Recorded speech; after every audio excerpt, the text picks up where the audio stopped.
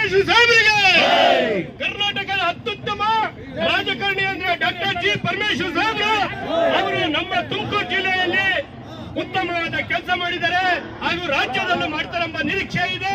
ದಯವಿಟ್ಟು ಕರ್ನಾಟಕದಲ್ಲಿ doctor G Parameshwar ಸಾಹೇಬರು ಮುಖ್ಯಮಂತ್ರಿ ಮಾಡಲೇಬೇಕಂತ ಇಡೀ ತುಮಕೂರು ಜಿಲ್ಲೆಯ ಎಲ್ಲ ಮೂಲೆಯಿಂದಲೂ ಎಲ್ಲ ಸರ್ವ ಜನಾಂಗರು, ತಾಯಿಯಂದರು, ಮಹಿಳೆಯರು, ಸಂಘ ಸಂಸ್ಥೆಯರು, ಎಲ್ಲ ದಲಿತ ಪರ ಹೋರಾಟಗಾರರು, ರೈತರು, ತಾಯಿಯಂದರು ಬಂದಿದ್ದಾರೆ. ಪರಮೇಶ್ವರ್ ಸಾಹೇಬ್ರನ್ನ ಇವತ್ತು ಮುಖ್ಯಮಂತ್ರಿ ಮಾಡಲೇಬೇಕಂತ ಶಿವದಲ್ಲಿ ಒಂದು 10 ಅಕ್ಕಯನ್ನು ಹಮ್ಮಿಕೊಂಡಿದ್ದಾರೆ. ಇವರು ಈ 7,000ದಿಂದ 3,000 ಜನ ಬಂದಿದ್ದಾರೆ. ದಯವಿಟ್ಟು ಅಲ್ಪಸಂಖ್ಯಾತರು ಬಂದಿದ್ದಾರೆ. ದಯವಿಟ್ಟು ರಾಜ್ಯದ ಮುಖ್ಯಮಂತ್ರಿಯನ್ನ ಡಾಕ್ಟರ್ ಜಿ ಪರಮೇಶ್ವರ್ನ ಮಾಡಲೇಬೇಕಂತ ನಾವು ತಾಲೂಕಿನ ಸಮಸ್ತ ತುಮಕೂರು ಜಿಲ್ಲೆಯ ಎಲ್ಲ ಬಾಂಧವರಿಂದ ನಾವು ಕೇಳ್ಕೊಂತ ಇದ್ದೀವಿ. ಅವ್ರನ್ನ ಮೆರವಣಿಗೆ ಮಾಡ್ತೀವಿ. ದಯಮಾಡಿ ಎಲ್ಲ ಕಾರ್ಯಕರ್ತರು ಇಲ್ಲೇ ಬೇಕಾಗಿ ತಮ್ಮಲ್ಲಿ ವಿನಂತಿ. 5 ನಿಮಿಷ ಸುಧಾರಿಸ್ಕೊಳ್ಳಿ. ವಾದ್ಯಗೋಷ್ಠಿಯವರು ಹೋಗಿ ಅವ್ರನ್ನ ಕರ್ಕೊಂಬರ್ತಾರೆ. ಮುಖ್ಯಮಂತ್ರಿ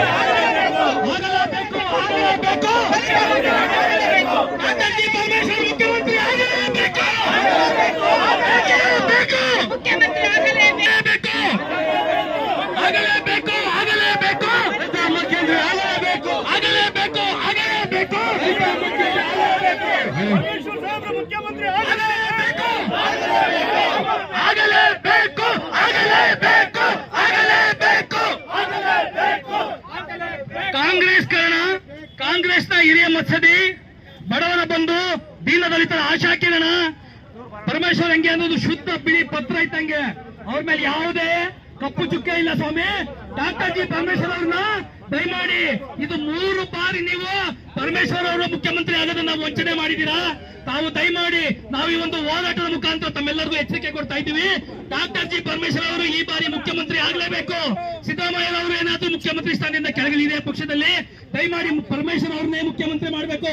ಇಲ್ಲ ಅಂದ್ರೆ ನಾವು ಬೆಂಗಳೂರು ಫ್ರೀಡಂ ಪಾರ್ಕಿಗೆ ಬರಲ್ಲ, ನವದೆಹಲಿ ಬರ್ತೀವಿ, ನವದೆಹಲಿ ಹೈಕಮಾಂಡ್ಗೆ ಬರ್ತೀವಿ.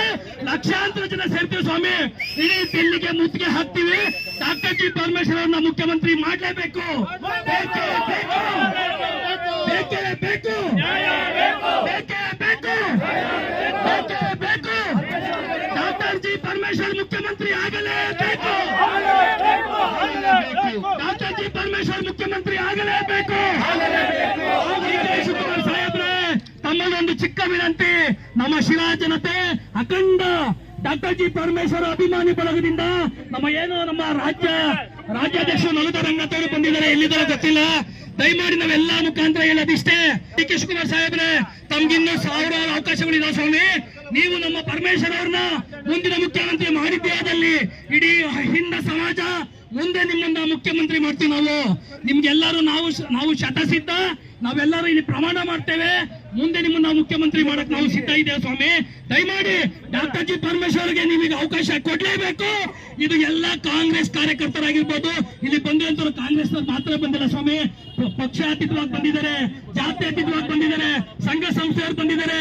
ಹೆಚ್ಚಿನದಾಗಿ ತುಂಬಾ ಹೋರಾಟರು ಬಂದಿದ್ದಾರೆ, ರೈತರು ಬಂದಿದ್ದಾರೆ. ನಾನು ಈ ಒಂದು ತಾಯಂದ್ರು ಬಂದಿದ್ದಾರೆ, ಹೆಣ್ಮಕ್ಳು ಬಂದಿದ್ದಾರೆ.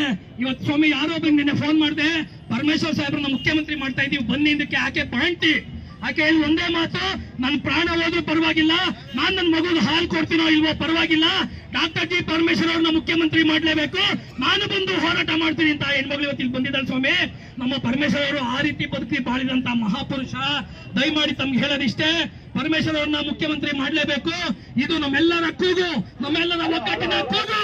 ಡಾಕ್ಟರ್ ಜಿ ಪರಮೇಶ್ವರ್ ಅವ್ರಿಗೆ ಮುಖ್ಯಮಂತ್ರಿ ಆಗಲೇಬೇಕು, ಆಗಲೇಬೇಕು.